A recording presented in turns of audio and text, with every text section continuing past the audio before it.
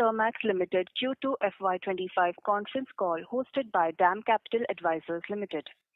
As a reminder, all participant lines will be in the listen-only mode, and there will be an opportunity for you to ask questions after the presentation concludes.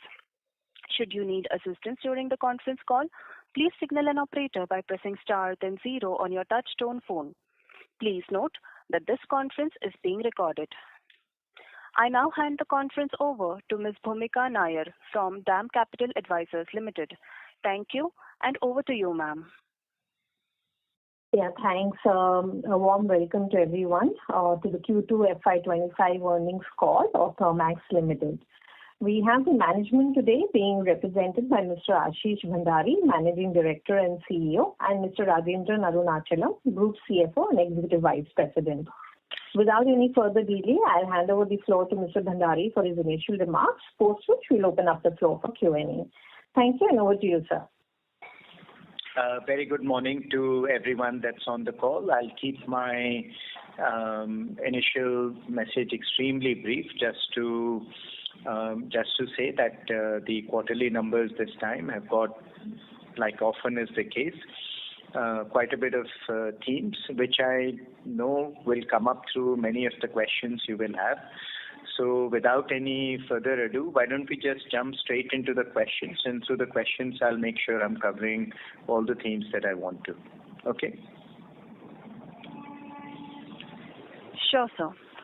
Thank you very much. We will now begin the question and answer session. Anyone who wishes to ask a question may press star and 1 on their touch-tone telephone. If you wish to remove yourself from the question queue, you may press star and 2. Participants are requested to use their handsets while asking a question. Ladies and gentlemen, we will wait for a moment while the question queue assembles.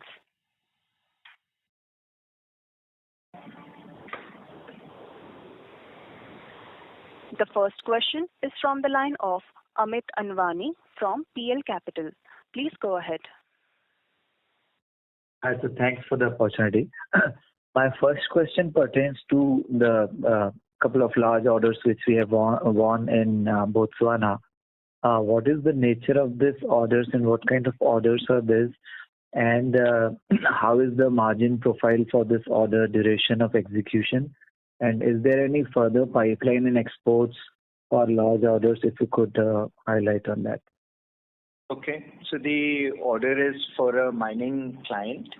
The client is actually headquartered in India, but is executing projects globally.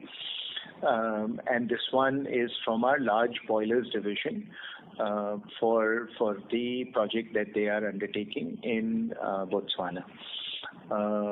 The project, as you can see, is quite large. It's got 4 very big boilers that we are, and along with a lot of balance of plant, etc. This is primarily delivery and supervision. There's no site services, etc. In terms of civil and construction. That is in our scope. The margin profile is reasonable. It's not particularly accretive or dilutive for our large boilers business. In terms of the overall pipeline for international is reasonable overall, and we've been showing that for Q1 and Q2, and especially in industrial products, you would see and even in chemicals somewhat, the international portion of our business is starting to grow.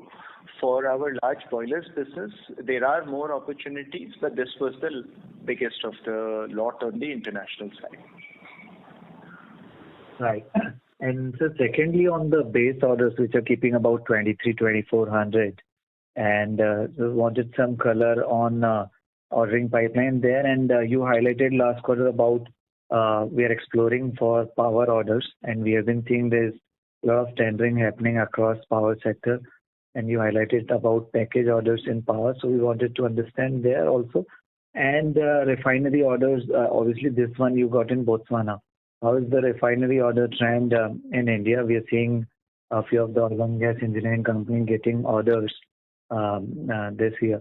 Just wanted to understand there also. So I I think this is one big theme that I wanted to cover through our discussion, which is on the supercritical projects in India and the outlook for those. And specifically, there was one tender in particular which was in the market where Thermax was qualified. And there was discussion last time around on Thermax's outlook for these projects. We just concluded our board meetings, and there was considerable deliberation on this particular topic.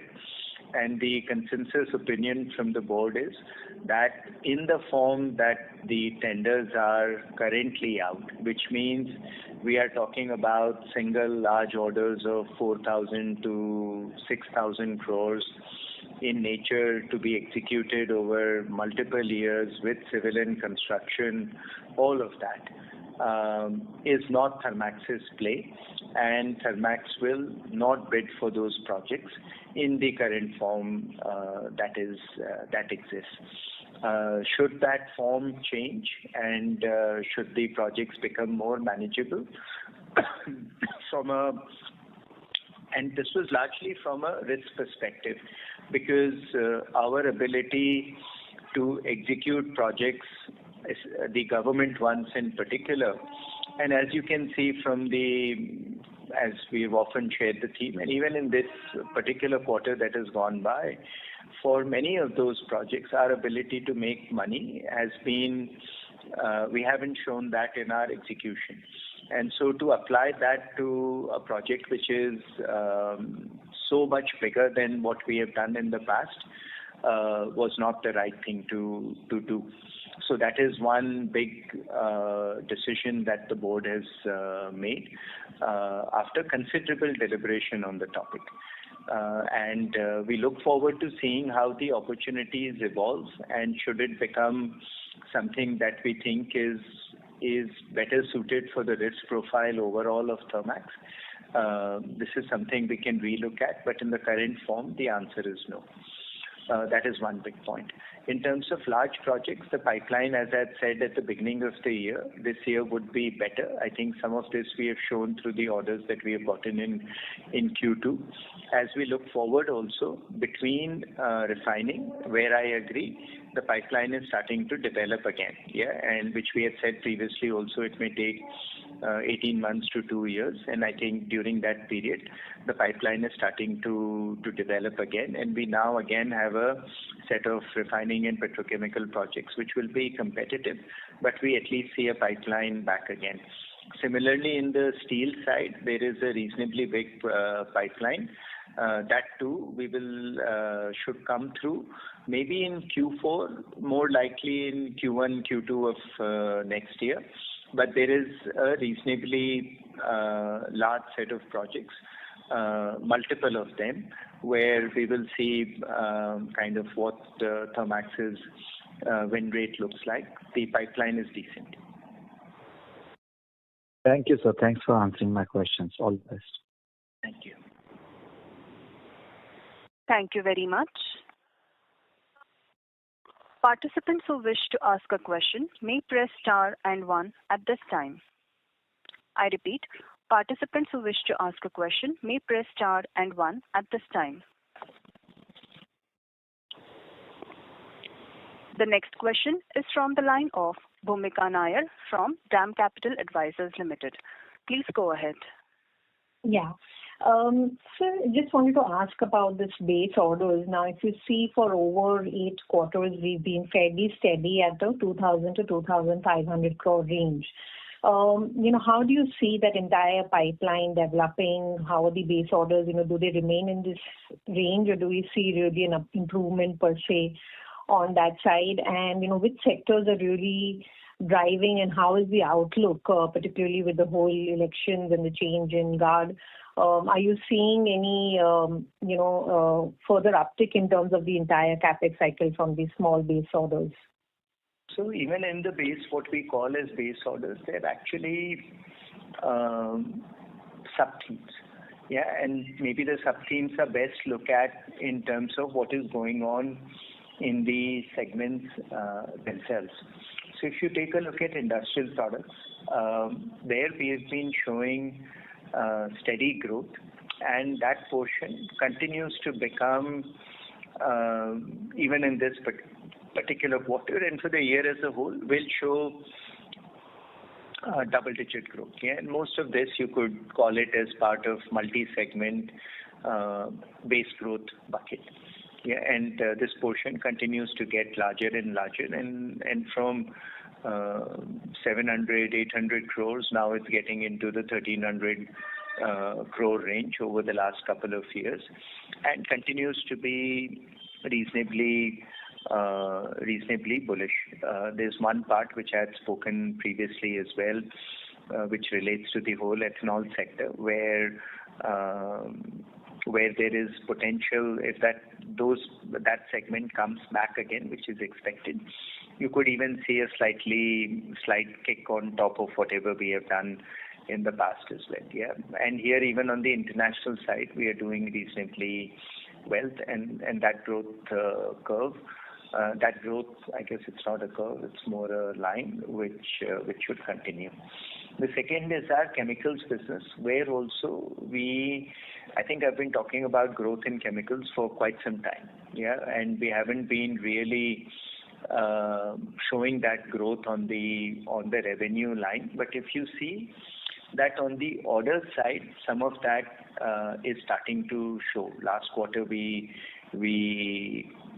crossed well above the 200 crore number. This quarter also we were right at 200 crores. Chemicals unfortunately was impacted by some of the freight and all the other challenges that happened, because a good chunk of our revenue comes from what we sell in Europe and the US especially, and a lot of our inventory was stuck on the water, so it affected both profitability out there and a little bit on the top line. But overall, I expect that orders kick to continue to happen and continue to push on the growth on the chemical side. We've got small M&As and bits and pieces also coming in, which should make it a organic plus kind of a growth curve.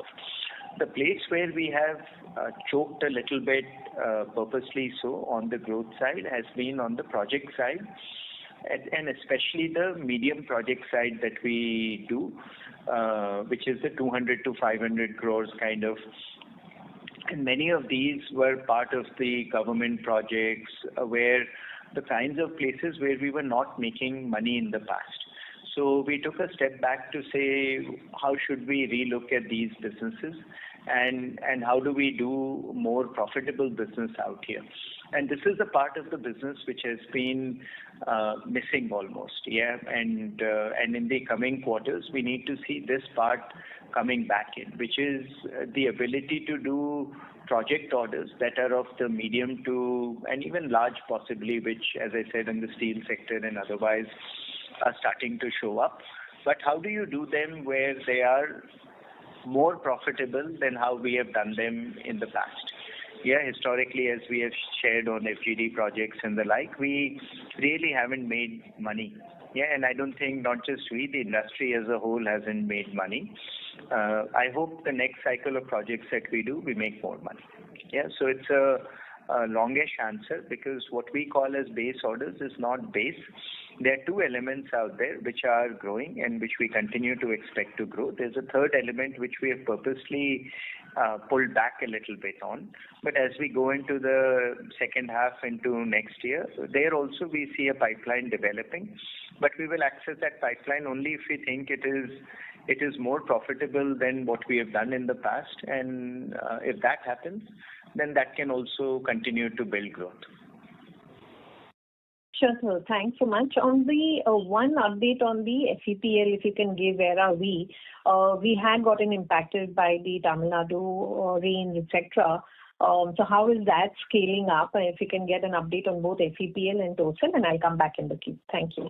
FEPL was, I think, the impact that the floods had, and overall impact on execution was quite severe.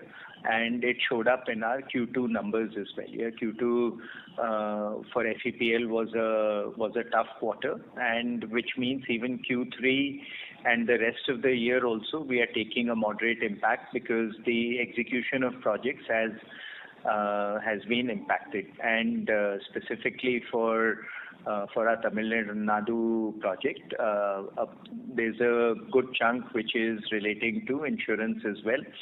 So some of those discussions that have prolonged longer than what we expect, but with expectation that they will be resolved amicably and to our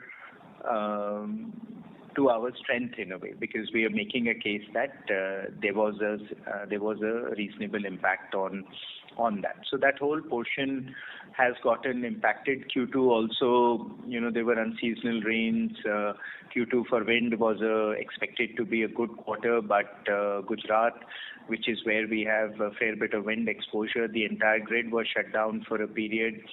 So some of that has impacted FEPL overall, which will, I think the effect will linger on. But the good part, I guess, is that some of the newer projects that we are doing in FEPL, where our execution is also, we have better line of sight to execution, and the overall profitability and equity IRRs are also better than what we have shown in the past. So through the whole period that we are working through, we are learning a lot as well, and we are getting better and better. That's the message on FEPL. TOSL continues to be decent on execution, continues to be good on profitability, continues to be good on equity IRRs. I would like to see more orders show up. Yeah, and the orders on TOSL have been relative to our internal plans below. There is a reasonable pipeline which we expect to execute and win as well. On the execution side, we are doing well on TOSL with in general happy customers and many showcase projects in TOSL. Sure, sir. I'll come back in the queue for more questions. Thank you. Thank you very much. The next question is from the line of Pulkit Patni from Goldman Sachs. Please go ahead. Thank you for taking my questions. My first question is on your green solutions business. If I look at the last 7-8 quarters in terms of our order inflow, the average of it comes out to be about 66 crore. Obviously, it's varied by quarter. And when I look at our revenue recognition in that segment, it's been close to 140 crore. Given that our order inflow has been rather weak in energy in green solutions, how should we look at revenue for the next 4-5 quarters in that segment? That would be question number one. Okay. So I think and this is a question that I have to our finance team as well. I think we can look at our orders differently in the way we report them. Yeah, so in green solutions, for example, each one of our TOSL orders is a 10-year take or pay commitment. But we tend to only show the orders that we have for 1 year of that. Yeah, and maybe what we need to do is show our backlog in a slightly different manner, because the rest we don't even show as part of backlog. We only show 1 year as part of our backlog. So that revenue will always look better than orders, because you need to add up orders over a period of time to get a sense of how the revenues will go up. So that is one part which may explain the numbers, why there is a divergence between orders and revenue. Overall, if I look to the future, as I answered the question previously as well, both FEPL and TOSL are both areas that we continue to want to invest in, and the top line should continue to grow up in the coming years. FEPL based on the projects that we put in, and we'll announce each one of those projects and give a sense of what that would look like. TOSIL depends on customer orders coming in, where, as I said, over the last this year, I expected a much bigger order inflow for TOSIL, which in the first half we haven't shown. Let's see if the second half is better. The pipeline exists. Okay. Thanks, Pulkit. Sure, that helps. Ashish, my second question is, if I take off the subsidy that you got, then you reported 8.3% margin on a consol basis.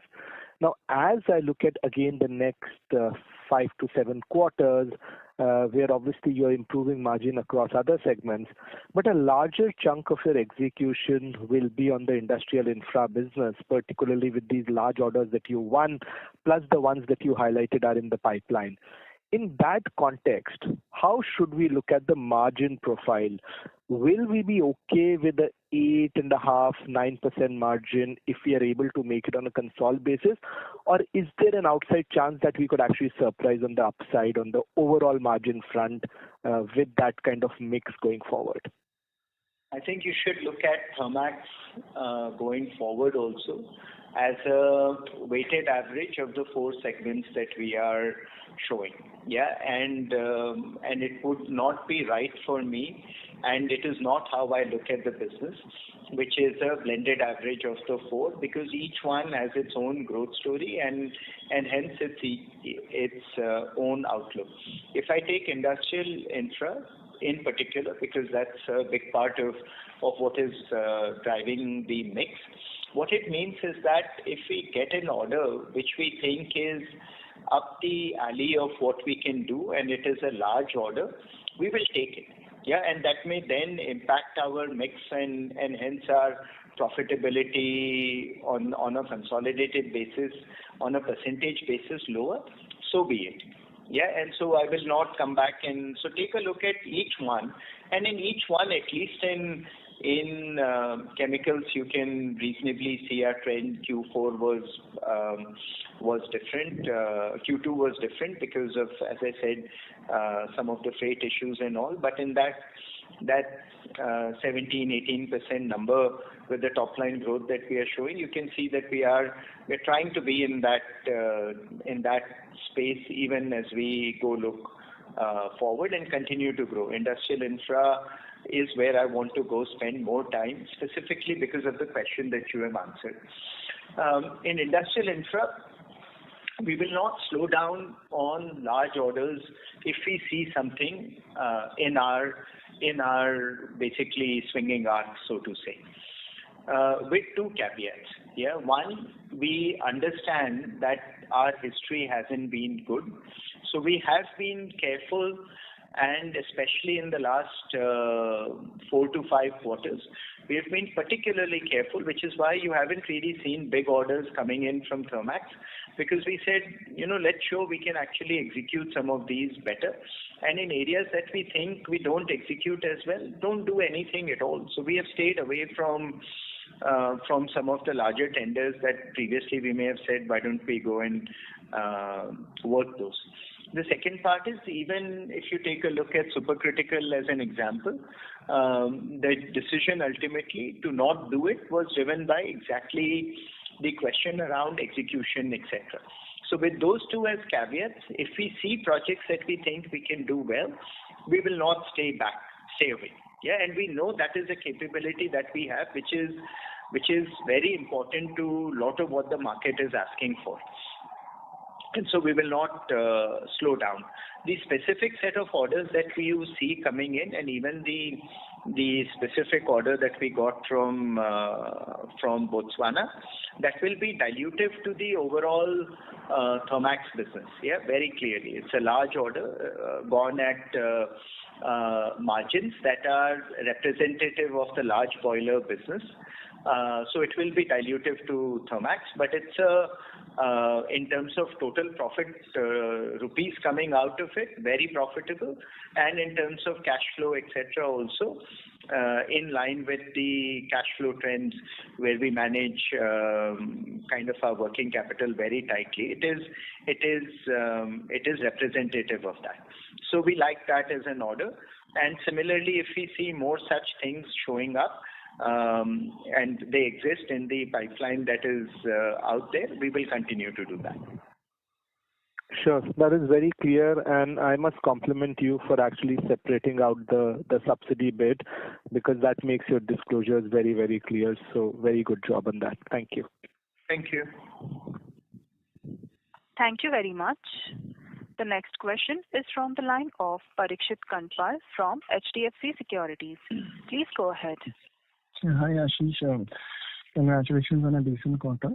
So my first question is on this entire renewable theme. So now we are seeing that the solar cell capacity is coming up. Even some people are putting the wafer capacity, so which will require a lot of water treatment. So how do we see this as an opportunity, and are we looking at participating in this?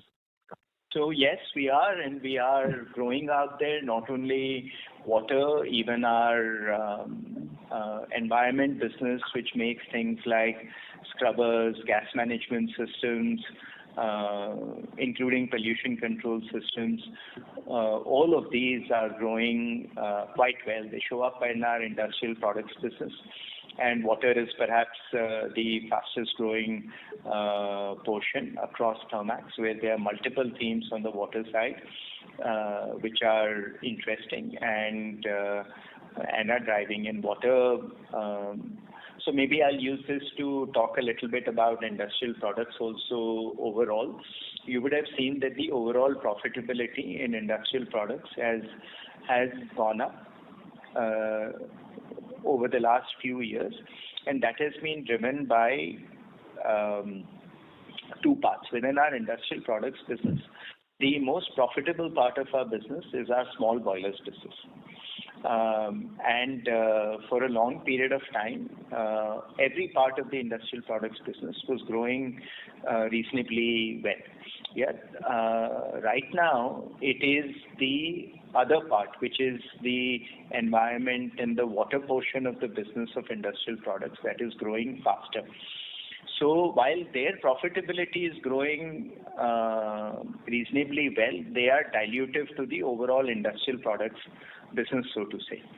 So we are working a mixed portion. We are doing a lot of work on improving our cost positions on multiple parameters, including on our small boilers business, taking cost out while it is our most profitable business, so that we continue to get that back on the growth path. And on our small boilers, this whole ethanol slowdown, which we expect to come back, has been part of the theme on why that has slowed down relative to some of our other product businesses. I think this is the most clarity we have given on some look within our products business, and I thought with some of the slightly diverging themes that are happening, it was an important one to give clarity around. Okay. And the second question was some of your recent investments. I mean, the flexi boiler, the coal gasification, hydrogen, bio-CNG, CBG. So any update there? How has been the inquiry pipeline? So how do you see over the next 2-3 years growth coming in from this segment? Flexi boiler continues to do reasonably well. The entire biomass portion, where we have, even on the small boiler side, a big focus on biomass. There's a whole biomass center of excellence, a lot of new products that we released as part of our capability set. Those continue to do well, and we expect them to continue to build as we look to the future as well. That is good. Bio-CNG specifically, I think, continues to be in my mixed bucket. Yeah, on one side there is a massive pipeline that is developing, which you can see in terms of many of the announcements that are coming from some of the bigger players in the marketplace. To me, the execution challenges are still not solved. And last quarter, when we had the big discussion and we talked about taking a big hit on our numbers, and I had said maybe when we talk in November, I could come back and give you more insight into have we failed or have we succeeded. Unfortunately, where I sit today, a lot of the interventions that we have done well. Many of our sites are doing much better than what they were doing before, but I don't think we have taken any side to its full potential, and so I really don't know how do I look at the sector going forward. Yeah, and clearly if we are in any position where we are taking significant risk relative to the commitments we are making to the customer, our choice would be to step back and not look at it. And in my understanding, not just Thermax, nobody in the sector so far has been able to deliver a plant entirely to the commitments that with which those plants were set up.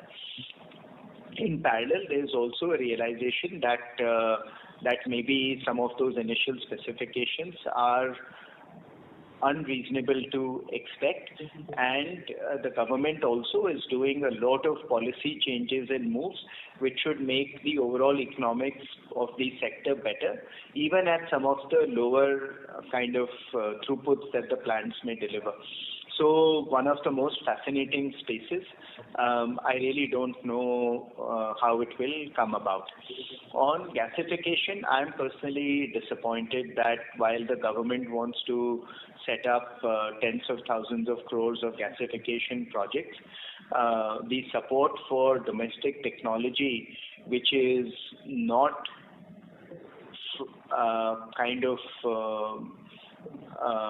tested at a very large scale, is something that is not clear how that will happen. Yeah, because we love what we have done. We are very confident of our technology, but we won't take the risk of a 2,000 crore project. It's not Thermax's profile. We're not a developer who will go out and say, I'll set up a multi-thousand crore project. We are not a developer. That's not our cup of tea. We are willing to take technology risk, but the development of the project somewhere needs to happen. So we continue to look at that space, but it's getting to the end of the rope in my opinion. Yeah, there are discussions happening, and we literally have 3 relatively serious discussions that are going on. I would say less than 50% chance that one of the 3 will fruition. So just if I can take the last question, with the permission. I think because we are only limiting 2 questions. Okay, sure. I think No problem. I promise you almost every question that you have will get answered by someone. Will get asked by someone or the other. Yeah, so just hold off. No. Thank you very much. Before we take the next question, we would like to remind participants that you may press star and 1 to ask a question. The next question is from the line of Amit Anwani from PL Capital. Please go ahead. Hi, so thanks again. One question on the renewable energy. If you would like to share what is the current installed capacity in megawatts, and what is the equity and debt investment required for the remaining megawatts? Some updates on the megawatts in solar. Yeah. Okay, so we have 200 odd megawatts delivered, another 100 under construction, which over the next 1 to 4 months will come into deployment. Beyond that, there are some land and the next set of projects that we want to do, for which some cash has been deployed. The plan is to set up about 600 megawatts at an investment of 700 odd crores, yeah, which is what our board has approved as part of the first bucket. We expect to take this to up to a gigawatt and continue to over the next 3 years, and then we will look back in terms of where we stand. And lastly, on for our understanding, some color on the incentive income. It is related to what, and is it a percentage, and are we going to get more incentive income in coming quarters? Sure. So this is one more of the themes that we wanted to share. The incentive income is from the Maharashtra government relative to a plant that we had set up some time ago relating to production from that plant. And while we are taking a big number now, which relates to a certain period of incentives, a portion of a period of those incentives that we are taking around based on certain confirmations that we have received from the state government. This is not the only one that we expect. We expect these benefits now to show up periodically for the next 3 years even. Right. Thank you, sir. Thank you very much. The next question is from the line of Bhumika Nair from DAM Capital Advisors Limited. Please go ahead. Yes, sir. So just to clarify, earlier you spoke about the margins of the large order one in this quarter would be quite comparable to the other boiler orders that we've done in the past. Now, the segment orders or the segment margins for industrial infra has been impacted by, the past orders in FGD, etc. So as this order gets into execution over the next couple of quarters and it ramps up, can we expect margins in this segment to kind of trend towards the 5 to 8%, upward trajectory, if not a number? Some color on that would really be appreciated. I think the better way to look at where our large boilers business shows up is in the TBWES business, for which we share segment financials. Yeah, and there you can see we have been step by step over the last few years continuing to improve. Yeah, the problem that we are having is as these projects go into site construction, civil, and work on the ground, which is where a lot of the challenges start to show up. Yeah, and in this particular cases, at least the civil and construction portion is not in the scope of what we are delivering out of India. Okay, fair point. So the other part was on the bio-CNG. We didn't really discuss much as yet on that. We had a little bit of a challenge in that in the previous quarters.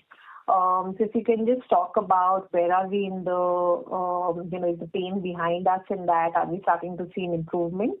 And also talk about the outlook in terms of new ordering activity out there. How do you see the viability actually of that entire business going up further? If you can just give a more, not only just a short-term answer, but even from a medium to long-term, if you can just provide some details out there. To answer that question in just the previous one, or the one before that where I had answered, the execution issues are better, but on performance, I don't think we have still answered the question around the performance of these plants, and relative to what we have committed to our customers, we still haven't reached that performance. Yeah, with that in mind, in terms of future orders, we are being cautious in the short term. In the medium to long term, bullish, and maybe even very bullish depending on how things take off, because you can see the market is making big announcements on some of the project outlook, and also the government is coming in with more structured approach to the whole space, which should improve the viability of these projects even at lower performance than what they were previously set up at. Yeah, but a lot of this is still work in progress. In the short term, we will be conservative, and in the last couple of quarters, we haven't taken any orders. It's quite possible in the next quarter or so, until we resolve and at least know very clearly what is the upper limit of our performance capability. We will continue to stay conservative. Sure. And just lastly, sir, on FEPL, we were looking to commission 60 megawatt of wind plant. Is that on track, and what kind of capacity are we now at, and where do we look at 25 end and 26 in terms of new capacities? So we had said, and that also I just answered. We have got 200 odd done. We have got another 100, which the wind one that you're talking about is part of it. which is continuously coming into execution. Some of it came into execution in October as well, November, and over the next 4 months we will complete the execution of that 100 megawatt, which is broken up into 2 projects. We continue to expect to execute. I don't want to provide a commitment, but our goal by 2020, by next financial year, is to get to 600 and then very quickly move that to 1,000, which is a gigawatt by FY27-28 period. Got it. Thank you so much. Thank you. Thank you very much. The next question is from the line of Mahesh Patil from ICICI Securities. Please go ahead. Yeah. Hello, sir. Thanks for the opportunity. So my question is regarding the industrial infra segment. So in the first half, the PBIT that we reported 70 crore is inclusive of this incentive of 66 crore, right? So my question is on the margins in this segment that are under pressure. And if we look at also on the slide number 15 on the presentation, as the export orders in this segment are going up, how do you see the margins going forward, and any steps that are taken there, and what's the margin profile looks like going forward?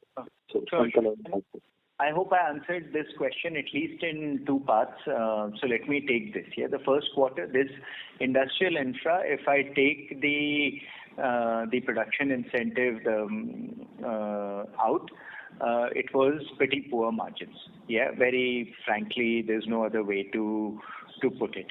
The answer is that, and even there are 2 parts here. The places which is on the projects that we were going through final execution on, and like the FGD projects that we are doing, we've been taking hits periodically, but our least profitable of those projects is going through its final completion right now. And instead of extending the pain, part of what we are looking to do is to take the pain early and finish that project out. Yeah, the last FGD project that we have is actually our most profitable FGD project, which will get executed and finished next year. Yeah, the one is done. The second one, which was our least profitable FGD project, is going through its final push as we speak. Even HRRL, which we had reported as a win, I think 2.5 years ago, is also going through its final push. And there also we have had major delays in civil and construction, etc. And while we have quite a few claims back on the end customer for a variety of different reasons, for the execution portion, we are taking the hit, and we were kind of finishing off whatever we need to get these. So little bit of this is some of the tough decisions we have had to take to clear out some of these projects. I do expect what remains in the pipeline to be better than what the first half has been showing. Yeah, so I do expect Q3, Q4 to be better on industrial infra, even without, we know we won't have some of these production-based benefits, but even otherwise, we expect Q3 and Q4 to be better. As I said, even chemicals, I expect the profitability to be back, and industrial products to continue to be on the path that it is on. Okay, specific to your second question, which is on the export order and the profitability relating to that export order, I think I answered it quite clearly in the response that I gave to Bhumika as part of the last question. Okay, sir. Thank you. Thank you so much. Thank you very much.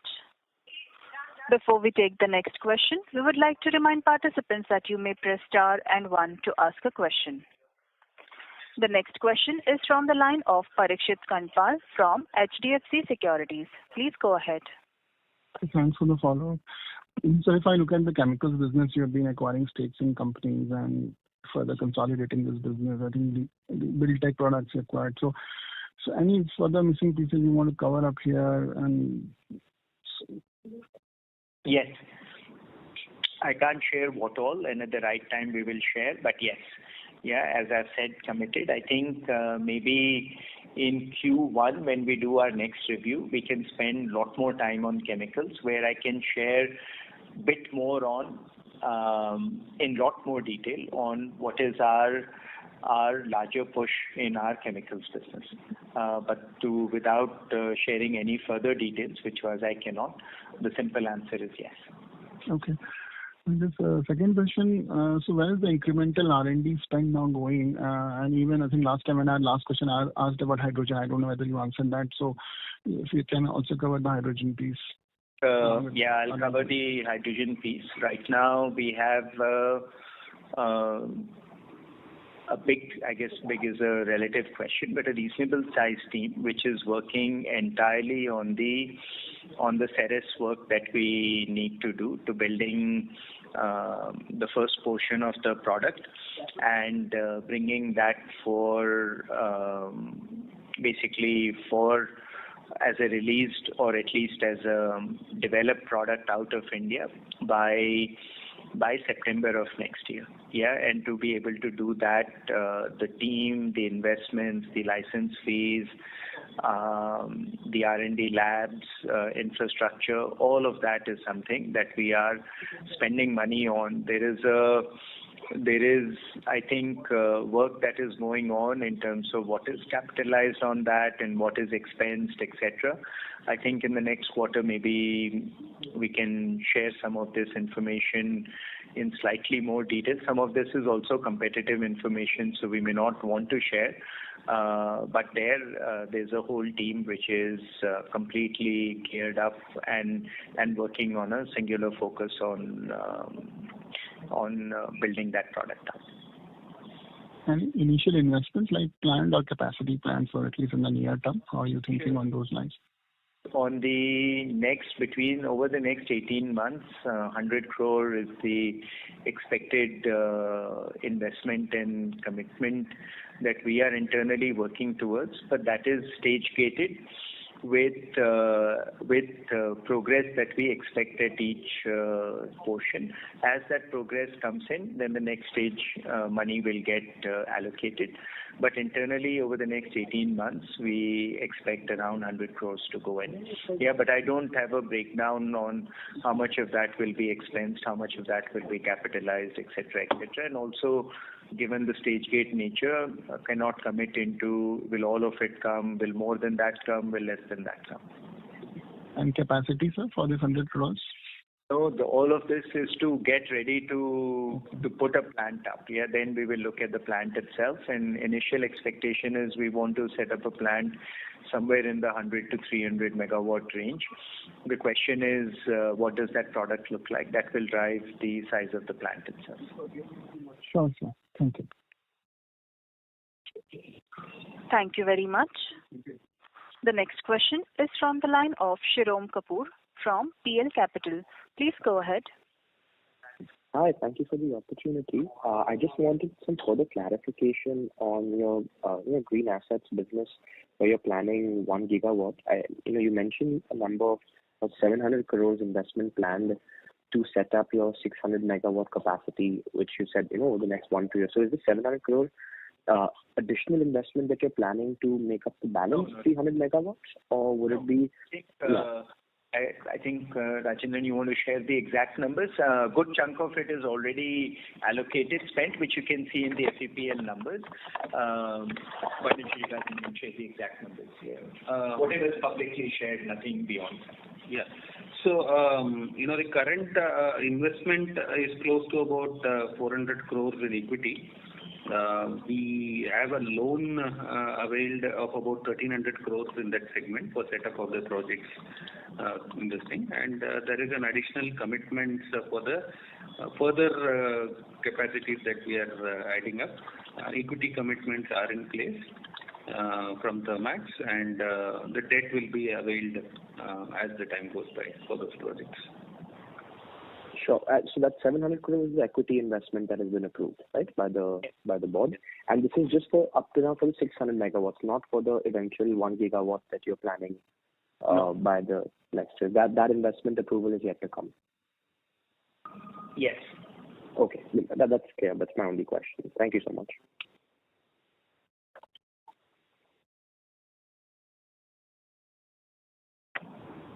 Thank you very much. I think we have the last couple of questions. If there are any, if there are not, we can call this to a close.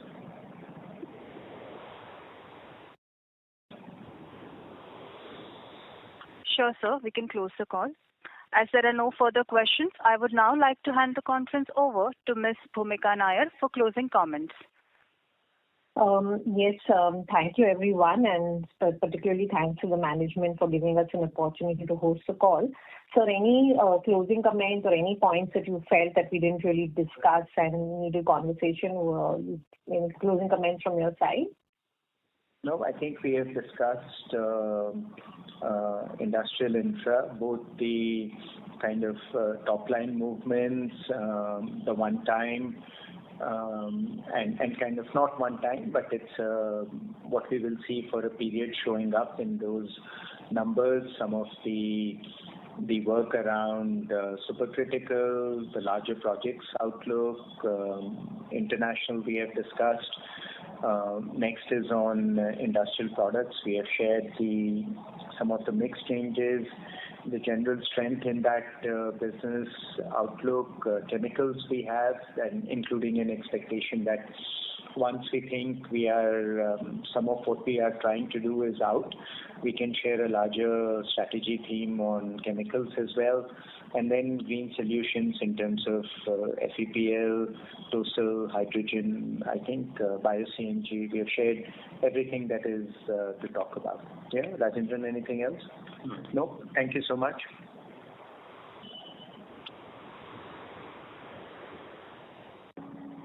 Thank you so much, sir. On behalf of DAM Capital Advisors Limited, that concludes this conference. Thank you for joining us, and you may now disconnect your lines.